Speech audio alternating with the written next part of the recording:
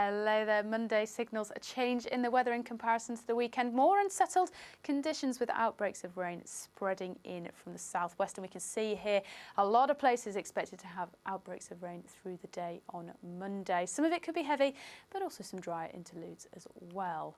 Now, for the likes of Ripon and Wolverhampton, it does bring the chance of some rain. Meanwhile, for Ballinrobe, a wet start, but we will see clearing skies into the afternoon, so more sunshine and potentially one or two showers around.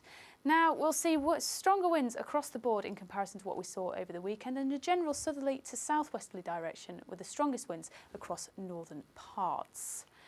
But if we zoom into air, we'll see outbreaks of rain here, cloudy skies, so really rather damp conditions through the day. Temperatures on the cool side, so highs of 17 degrees Celsius and a southerly wind to go with it.